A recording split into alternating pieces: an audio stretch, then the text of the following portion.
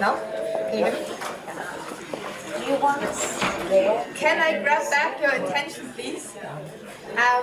Okay, so I would like to introduce the next speakers to you. That I'm really happy to have here because these are one of the speakers that came from across the oceans to be with us here. It's Ben Mardell, Mara Krzyzewski, and Camilla Fott, which team up already as an interdisciplinary and maybe also cross-sector team here. Ben and Mara are senior researchers. No, Ben is the principal investigator at Project Zero, which is located at Harvard Graduate School, and they're both working on pedagogy of play in children. Ben is working also as a professor in early childhood education at Lesley University and has taught for years in that about research in infants, toddlers, preschoolers, and kindergartens. Mara is well in educational research since years, and they wrote a number of books that you can look up for sure, and work together with a number of pedagogical projects also in Europe, for example, the preschools in Reggio Emilia. And wrote a book about pedagogy of play, making learning and thinking visible, about that. And Camilla is actually the headmaster of the international school in Finland, and has been cooperating with Ben and Mara for years across via the Lego Foundation, I think, initiated on on introducing playful learning in schools and also doing action research about that there. And yeah, I'm happy to have you three here, and I think it will be also a bit of a playful session, so we have to divide up and stuff, so you will introduce that to us, right? Thanks. Thank you. And it's really lovely to be here and to be able to share and talk about the Pedagogy of Play project with my colleagues and friends, Mara and Camilla. And so let me tell you, my job is first to tell you about the plan for the next hour or so. So we're going to give you some background about our project, which we affectionately call as POP, Pedagogy of Play. And then, as Kat was saying, we're going to break up. We brought you with two puzzles that we're working on. And so we're going to give you a choice and break up into two smaller groups and work on those puzzles. Then we'll come back together for questions and comments. And then we each will have a few thoughts to share at the end. So to get us going, I'm going to share the two animating ideas of the project. Mara's going to explain the methodology. Camilla's going to share the context of the work at the International School of Villain and share some of our preliminary findings. And so I'll get us going about the background with the two key animating ideas of our project. The first is that we believe that play and playfulness are core resources to learning, and thus should have a central place in school because, after all, the business of school is learning. I don't think that's too controversial. The second is that play and school are not an easy fit. Building on the work of a colleague of ours, David Kushner, I'm pressing the wrong button. We've identified what we call paradoxes between play and school. A paradox being something with two sensible propositions, but when you put them together, they seem ridiculous or nonsensical or irreconcilable. And that seems often to be the case between the nature of play and the nature of school. So, for example, play feels timeless to the player. You lose yourself in play. But school, of course, has schedules. That play can be chaotic, loud, messy. Schools aspire to be places of order. In play, the players take risks. In school, we want kids to be safe. Both of these statements are true. We want kids to explore, to try things out, to experiment. We also don't want them to get hurt, psychologically or physically. Hence the paradox. Probably one of the bigger ones, play involves the players are in charge. Children are in charge when in play. At school, generally, the learning goals are dictated by adults, either the immediate educators, the teachers, the administrator, or by ministries of education. And in play, children create culture. They come up with characters, with ideas. They make and change rules. They create meaning, new words. At school are places to transmit culture, from factual knowledge of how to spell elephant to bigger concepts like the scientific method. Again, both are important. So paradoxes can be paralyzing. Imagine the novice teacher who is told that she needs to teach through play, but she also needs to teach standards. What am I supposed to do? They can be polarizing. They can divide us into the pro-play camp or the pro-standards camp. And we don't like each other because we're taking opposite sides of these paradoxes. They can also be energizing. If a group of people embrace both sides and try to go from either or to yes and, embracing what we see Niels Bohr's excitement about intellectual challenge, that we've met a paradox and now we have a hope of going somewhere. And so, of course, the paradoxes moving forward here is not just recognizing these are paradoxes, but studying them, examining them. Groups of educators coming together, really thinking about how to do both, and hence the need for a pedagogy of play. So Mara is now going to tell you about how we are studying these paradoxes and other elements of our research. Thank you. There you go.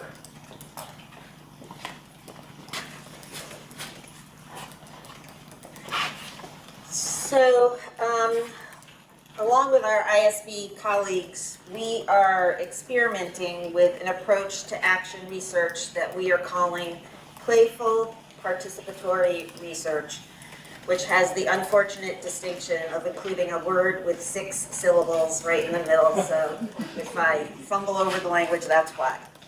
But this is a methodology in which university-based researchers and school-based practitioners construct knowledge together in a playful way. So we see this work as related to both participatory action research as well as practitioner inquiry traditions. And we also build on prior work at Project Zero, in particular the Making Learning Visible project, which was a collaboration with educators from the 34 municipal preschools and infant toddler centers in Reggio Emilia, Italy, where we were looking at how to support group learning, in particular through the use of documentation. And I'll say a bit more about what we mean by documentation in a bit. So what makes playful participatory research distinct? We would say at least 3 things. First, extending the large literature on the benefits of playful learning. We know that play involves envisioning the future and imagining possibilities. So when researchers stay playful, there's a greater chance of new ideas and connections to be made. Second, previous Project Zero work has identified benefits when the adult learning environment mirrors the children's learning environment. So in playful participatory research, teachers play with the role of teacher. They use the classroom environment, materials, and the curriculum to test out new ideas for playful learning. This playful adult learning environment then also supports the creation of a playful learning environment for the children. And then finally, in playful participatory research, teachers aspire to engage the children as co-researchers in their own classrooms. They ask the children for feedback about either playful learning experiences or approaches. And in general, I think a playful approach naturally engages children as co-researchers. So we draw upon a number of different data sources that help us to build a deeper understanding of playful learning. So our data sources include semi-structured interviews with teachers, video and audio recordings of classroom interactions, documentation from our meetings with teachers, student work samples, and notes from school-based observations in our team meetings. So this is a lot of data that we analyze collaboratively and iteratively. Some of this data analysis happens at Project Zero, for example, when we code interview transcripts or review classroom observation field notes. But much of our analysis happens in study groups with staff from the International School of Bieland. So these study groups are made up of Project Zero researchers and 5 to 10 teachers from ISB. We meet monthly to share documentation from classrooms, to engage in shared data analysis by using reflective protocols, and to push ideas about playful learning forward using hands-on playful provocations. So, what do we mean by documentation? We would say documentation is the practice and then 4 verbs. The practice of observing, recording, interpreting, and sharing or making public through different media, so not just text or not just images. The processes and products of learning. And then why are we documenting to begin with? In order to deepen learning. So we're claiming that documentation is not just retrospective, it is also prospective and shapes future learning. But there are many different ways to understand this term of documentation, so we wanted to share a few others. You can also think about documentation as visible listening, using the walls to advance learning, or online media as well. A memory for the group, making children's or adults' work available for re-examination. And then finally, a political act, because we are making claims about what learning looks like and how you know whether learning is taking place, and saying that a lot of learning that we value is not captured by traditional measures such as standardized tests. So this is a screenshot of a Padlet, which is an online bulletin board where study group members post and comment on classroom documentation monthly. And the Padlets have become a very rich source of data for classroom examples as well as reflections by the educators. We also engage the whole school in data analysis and co-construction of knowledge from time to time. For example, to define what we mean by playful learning, we engaged in an iterative process with ISB educators to identify 3 indicators of playful learning that describe both what learning looks like and feels like: choice, wonder, and delight. But Camilla is going to say more about that, as well as give you some more context of the International School of Bieland, as well as what we've been learning over the past couple of years.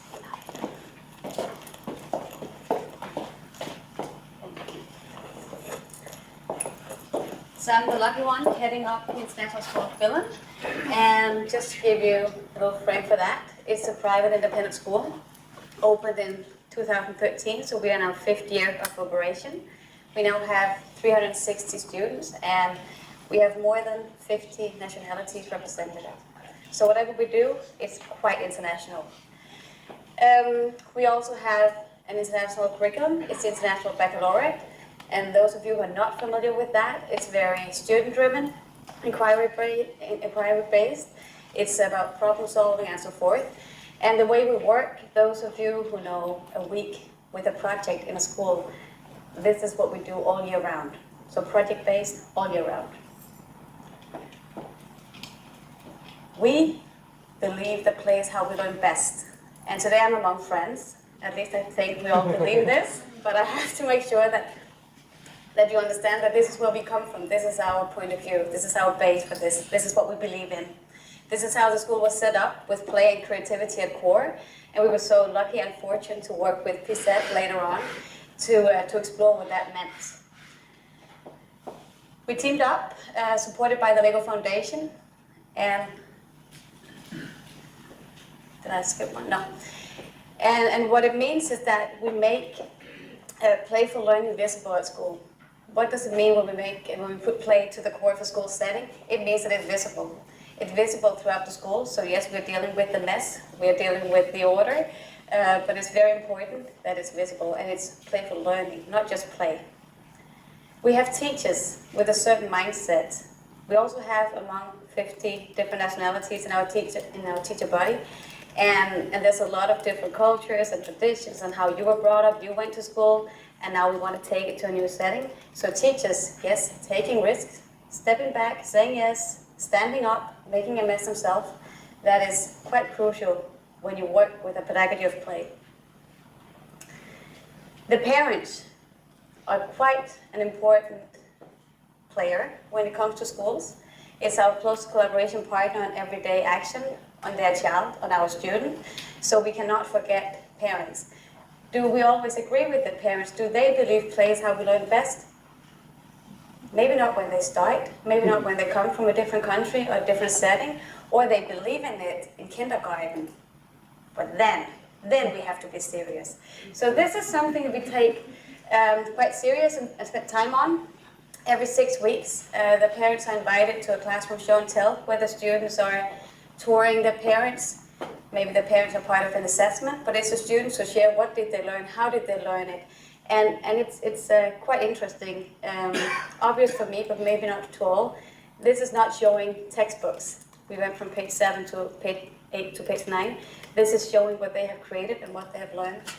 We have parents' universities throughout the year. We have 4 or 5 each year. Some of them hosted by Project Zero, some of them hosted by teachers, some of them hosted by other friends that will come to the school and share our interest.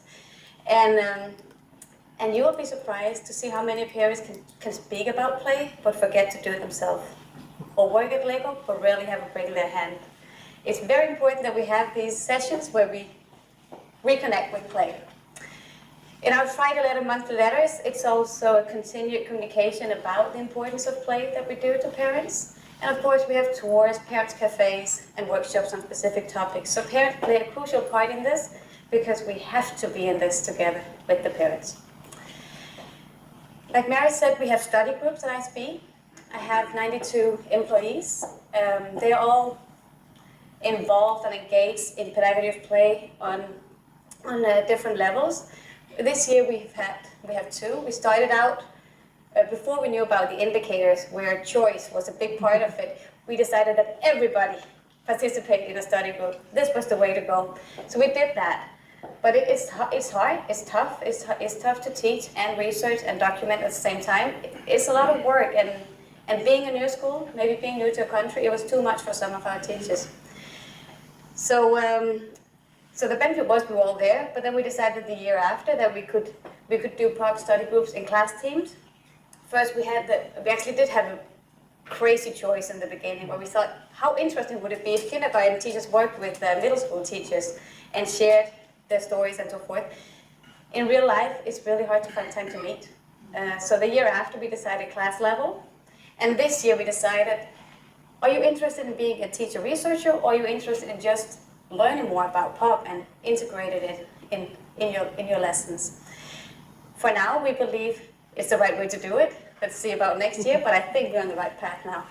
Mary said 5 to 10 teachers in each study groups, just so you know. So we have around 50 teachers participating in this. They meet monthly via Skype or in person, so we're lucky to have you. And weekly, they have time dedicated. As a teacher, you may have heard in the news that if there's a lot of money involved in time for a teacher, and there's a lot of frustrations and so forth. But we take this so seriously that we have dedicated 1 hour per week per teacher to document, to focus, to make sure they gather their findings and thoughts.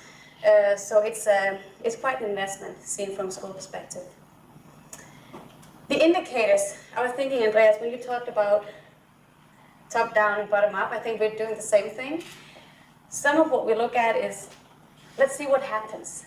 Let's explore, let's document what happens, and the others are questions we raise and say, so if we do this, or how can we improve, how can we encourage to? One of the things that are very important for us is that it's not the same for everybody.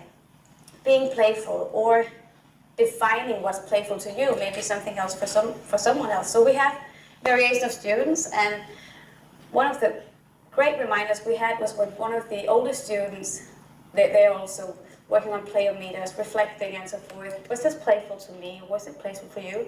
And one of the older students claimed that it was very playful to write a novel. And the other student thought that was the most boring thing they've ever done. So it's important to remember that it's not the same for all of us. When we have choice, it feels like empowerment. It feels like you can do it, you make the decision, and you're ready for it when you do it. The wonder, back to curiosity, I think you have that up as well. It's important to be curious, but that's what it feels like, asking the questions. Delight feels like enjoyment, excitement. You feel good. But it looks like something else to those who are not feeling it at the moment. And the looks like, I think, is where our teachers are defining and observing and looking at it. One of the things with delight, you can see, it looks like hygge. At our staff meeting, we can see there's some hygge going on. There's some coziness, there's laughter, there's humming. You can see a student working really hard on a math assignment, and if he's humming, I think delight is there. But the choice wonder delight is what we so far have seen as the playful learning indicators, and we believe in them also to the extent for adults. We believe that it's important for everybody. When I know that this is how we learn best, learn through play, here are the indicators, have these three present at the same time, and you'll do good. Of course, our staff meetings also reflects this. Our board meetings, our administration meetings. Of course, I have to make sure that these indicators are present. If not, why bother? Why waste the time? We also have looked at some principles. They're more not that concrete, but one of the things is experience and choice, wonder, delight is one of the principles for playful learning. You can also say cultivating a culture of playful learning environment for adults, especially when we talk about schools, kindergartens. The adults do play a crucial role for the kids. Fostering trust and welcoming negotiation. If you want open questions, if you want open-ended questions, if you want to learn through play, you have to be able to embrace all the questions and not having the answer. So some of the principles are here, or our 8 principles are there. Should you wish to see more, you can always visit ISB. It's in Billund, not far away from here. But we also have it on our Facebook. We share this with Project Zero. So here you can find Pedagogy of Play. You can find our toolbox. This is where we post some of the tools we use the most. It could be reflection tools like See, Think, Wonder. It can be other tools. And then we have the playbook over here. I can't read it from here, but go read it. This was meant as an internal tool for new teachers because being our 5th year and working with the page we are, it was important to onboard as fast as possible. New teachers, different cultures, and so forth. So this was actually meant as an internal tool first, but we had so much interest, so we decided, let's share it with everybody. So some of the wording in there is you can read it as a teacher working at ISB. And pictures of practice is where we share our stories. It can be a story about our staff meeting. It can be a story about a math unit in P2, first graders. Different pictures of practice that are, continuing to develop. There'll be more as time goes. Yeah? Yes? Good. So I can use this, so then we don't have to switch. Okay. No, you can't. Okay. Okay, never mind. Avert your eyes, technology changed. Okay.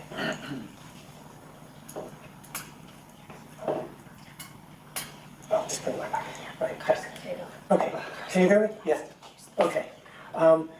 One more part of background that I get to share, which is the newest part of our project, is that we're starting to do some work in South Africa. So we hope that the ideas being developed at the International School of Billund about playful learning can influence education far beyond Jutland. And we believe that some of the teachers can take inspiration from a lot that's going on in the school. But we also know that while all children learn through play, how children play, where children play, who they play with, is a cultural phenomenon. And so to help teachers in different parts of the world understand, make these ideas relevant to them, we're starting to think about how this can play out in a different cultural context. And so starting in 2018, we're going to be working in 3 schools in the Johannesburg area with teachers who have been identified as those who are creating elements of choice or autonomy among their students, elements of wonder or curiosity, elements of delight or joy in their classrooms. And then seeing what among the indicators of play that we find are happening in a school in Billund hold in these new, different cultural contexts for us, what we have to change, and where are the possibilities for playful learning that can happen in the South African context. And I'd be happy to talk to people over the next few days about that work, but I'm going to bring us back to Denmark and the puzzles that we have working at ISP, because as you can imagine, we haven't figured it all out. And so we brought here 2 real puzzles that we have, and I'm going to describe one, and Vera's going to describe a second, and because choice is an element of playful learning, you're going to get to choose what small group you get to go to. And we're going to describe these in our context as working with schools and with teachers, but we're really excited that most of you, I believe, aren't educators or educational researchers, and so you have a lot to offer. And we hope we've brought questions that will be interesting to you. We suspect that you'll be able to offer insights to us, and we are going to talk about them in a school perspective, but we want you to talk about how they bring your expertise about the context that you're working in to these puzzles. Okay? So puzzle number 1. Identifying the influences that promote playful learning in schools and classrooms, or what are the ingredients of playful learning? So as designers of playful learning experiences, we believe that educators would benefit from understanding what influences a culture that promotes the ability to have playful learning in a school. And so for the last few years, we've been working with the teachers at the International School of Billund to help identify these influences. It's been challenging.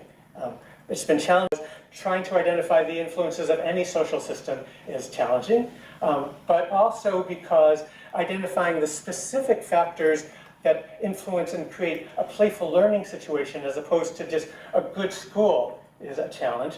And also, sometimes our work has the feel of a document created by a committee, which is that it's trying to satisfy a lot of people but satisfies no one. And so that's actually where the idea of active ingredients come in.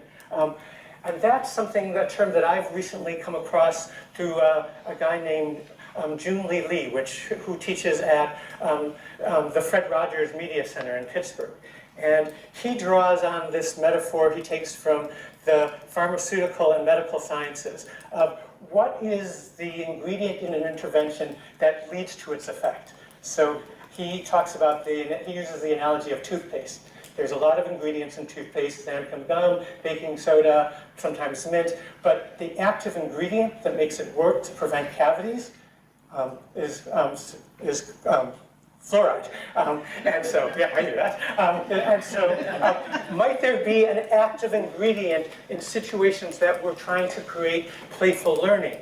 And so, that's what we're going to talk about in my workshop. I'll give you a little background of our journey of trying to identify influences, talk a little bit more about this active ingredient. I'll challenge us to see if we can come up with some active ingredients, and then I'm going to share an active ingredient I've been thinking about over the last month that's been influenced by a second grader at ISB, cheese, and the philosopher Ludwig Wittgenstein. So, that's workshop number 1. Vera, what's workshop number 2? Glad you asked me that question, Ben. And I want to say, if anybody wants to invent something new, invent something that women can actually use these things, and you don't have to, deal with all the complexities because you don't have a pocket here and blah, blah, blah. Okay. So, did I turn off the mute? Yeah, it's fine. It's fine? Okay, good. So, the puzzle that I'm going to address is the role of learning through play in middle school. So in middle school, many of the topics that are studied become more serious as students learn about the world in greater depth and encounter its complexities. As students get older, the curriculum increasingly focuses on learning the concepts and skills and knowledge associated with different disciplines. incorporating play as a learning strategy becomes more challenging because the academic expectations are most often set by adults. And there's also a sense in which play can seem less cool to adolescents than to their younger peers. Some people, I think, would even question the wisdom of trying to use play or playfulness in learning about topics such as war, slavery, or climate change. This raises the question of whether there is any content that is off limits to play. So to provoke your thinking a little bit more, think about, well, has anybody seen the 1997 movie Life is Beautiful by Roberto Benigni? Okay, most of you. So the movie stirred up quite a controversy because the main character, Guido, is a Jewish bookstore owner, and he constructs an elaborate fiction using a lot of humor and imagination in order to protect his son from the horrors of being sent to the death camp. In response to some of the criticism, one thing Benigni said was, to laugh and to cry comes from the same point of the soul, no? I'm a storyteller. The crux of the matter is to reach beauty, poetry. It doesn't matter if that is comedy or tragedy. They're the same if you reach beauty. And then the American author Mark Twain said, what is joy without sorrow? What is success without failure? You have to experience each if you are to appreciate the other.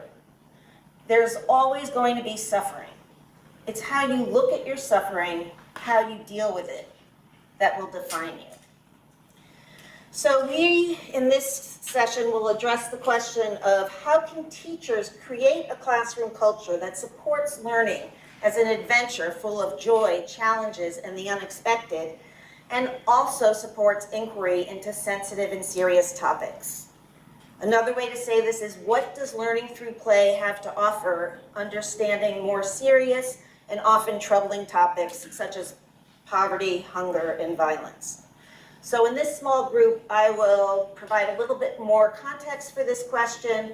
We'll talk about it in small groups and a whole group, and then I'll share some additional thoughts at the end.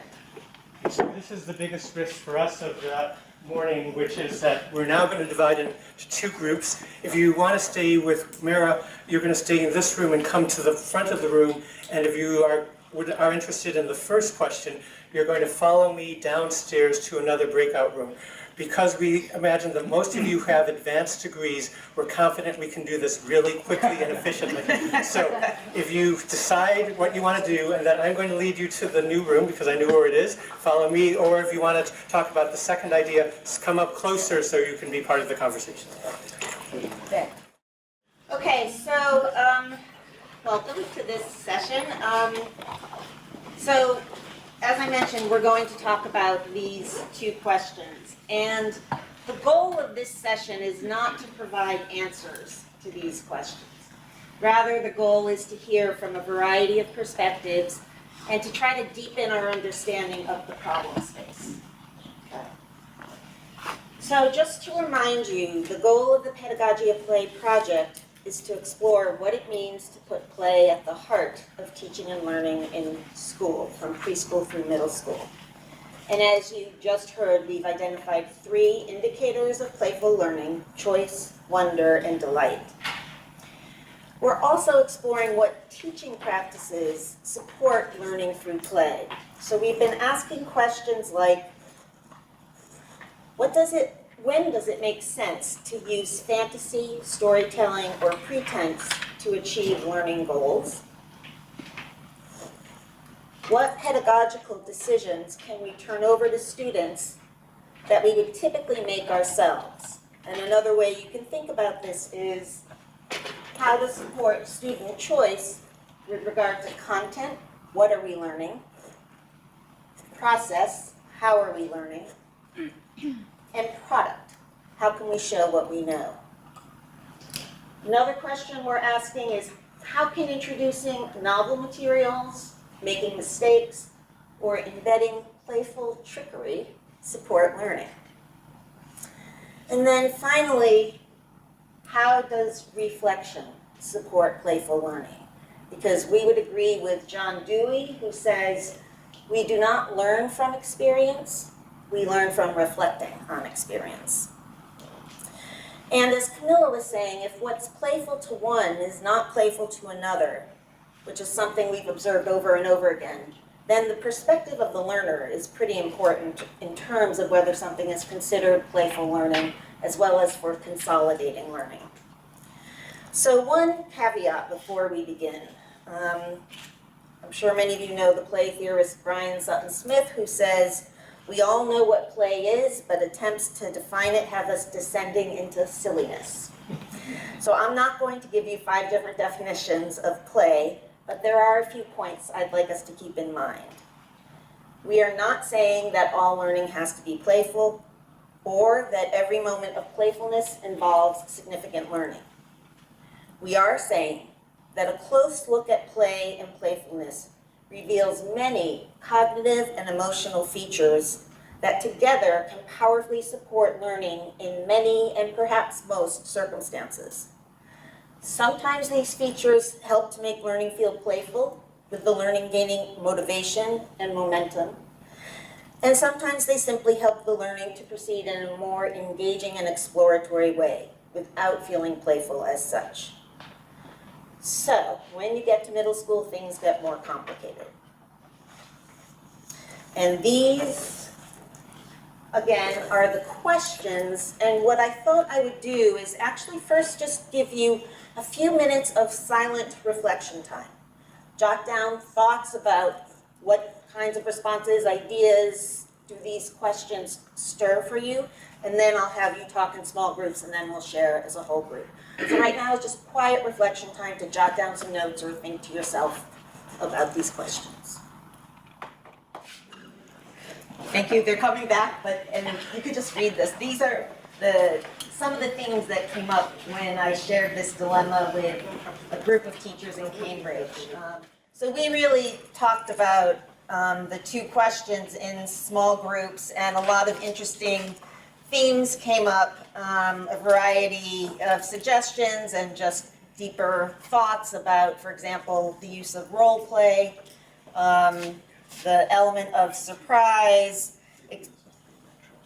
the phenomenon of things being unfair, and how that might support thinking about some of these more sensitive topics.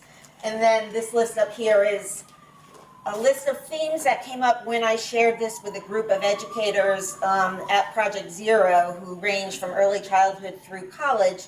And I was saying that one of the most surprising things I thought that came up was the 5th bullet about being in nature. I don't totally understand that connection yet, but I found it very provocative. At all, but Andreas helped me note that there were several nominations for active ingredients, and I'm just going to share those and not some of the bigger other issues that were raised. But engagement, immersion, the framing of the activity or task by the teacher as playful, trust, the openness and ability for people to be able to make mistakes, students to make mistakes, and also educators stepping back and letting children learn playfully were some of our nominations. We have time for one more question or comment. Yeah. So it's continuing a bit what Ben said. So how would playful learning then come to play in real world, which is mostly not based on play?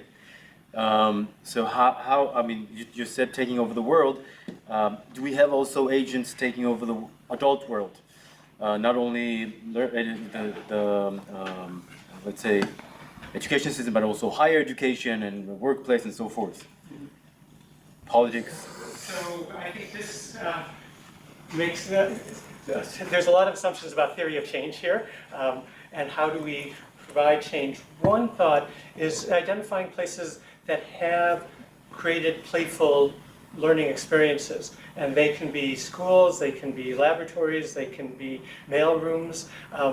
One nomination that I read about, but I obviously haven't experienced, but being in Denmark, I'll name is, I guess, Niels Bohr's physics lab in Copenhagen in the 1920s and 30s have been described as a place of playful learning or playful intensity, where they created and innovated a whole new realm of science, but they also, from reports, did it in a very playful way, where they would dance and use tops and go out on long walks and chat, so maybe those places, and ISB I think can be one of those lighthouses where people can see. And Camilla, did you want to add?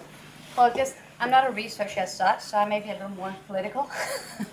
But I think for us it's also about closing the gap between early childhood and then your work life, where you go back to being creative and so forth. So this is also about not ruining what we have within ourselves, because we are really good at playing when we're born. We are so great with all these competences, and then some schools are killing them. So this is also closing the gap. And yes, we should be an inspiration to more, like we get inspired all over. But what I know the most is that I know my school, and all schools are different. So it's very important that, yes, we would like to inspire the world, but no size fits all. But closing the gap between what we have within us and what we want to use later on is very important in this. And I think your questions lead to the values. Why are we doing this work? And that's how I wanted to close. So we'll go to a final words and shift out to, I think. So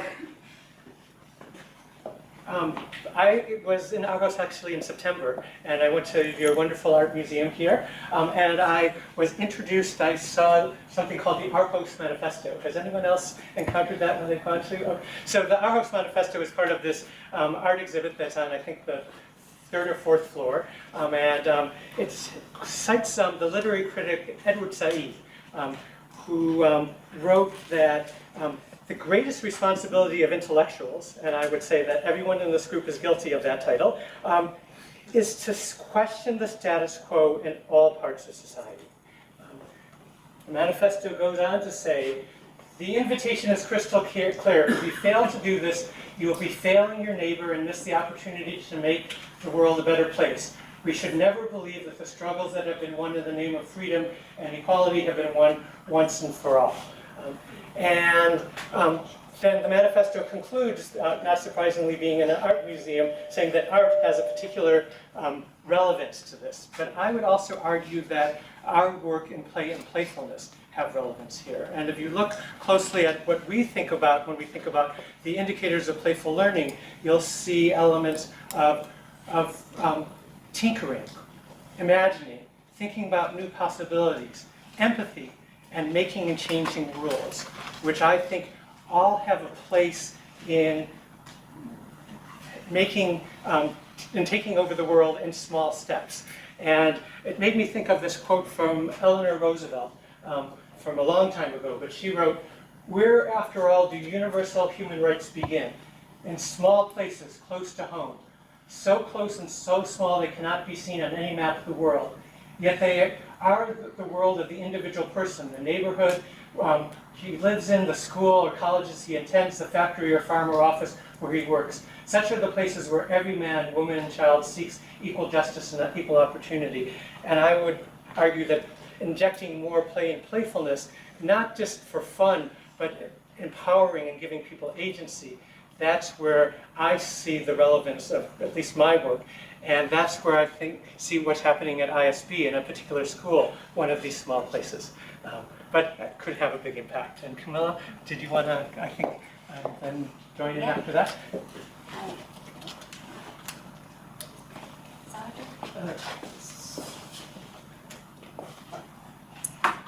Just to share some more from real life, because we have passion days at ISB.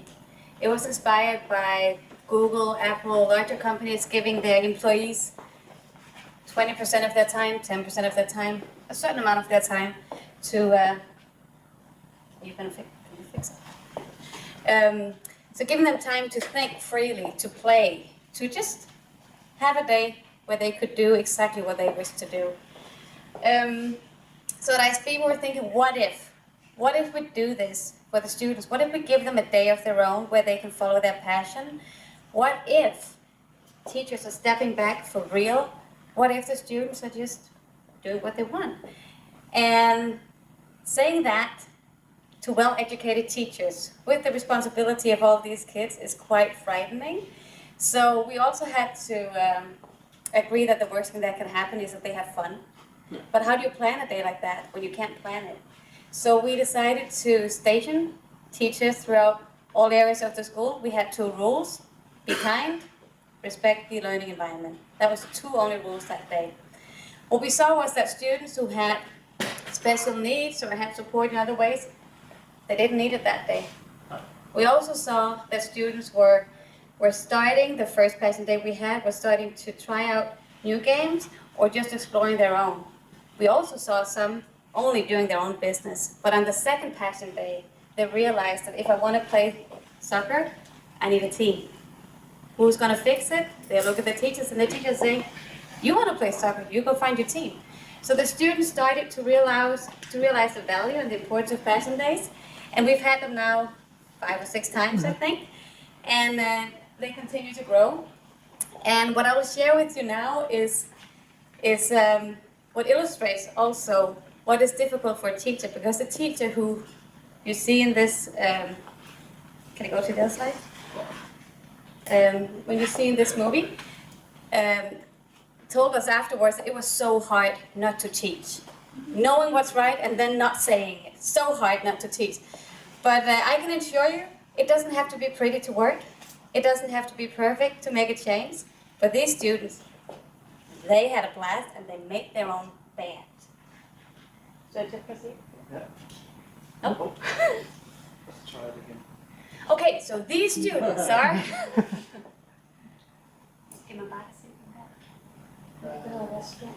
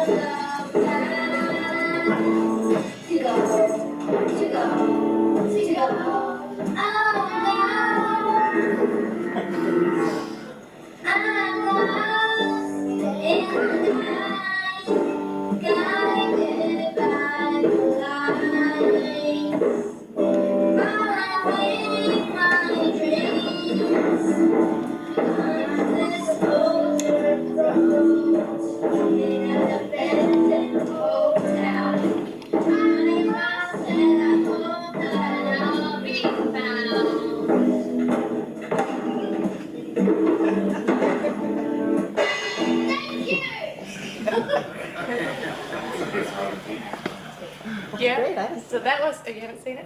So that was just one example of passion. It was the first one.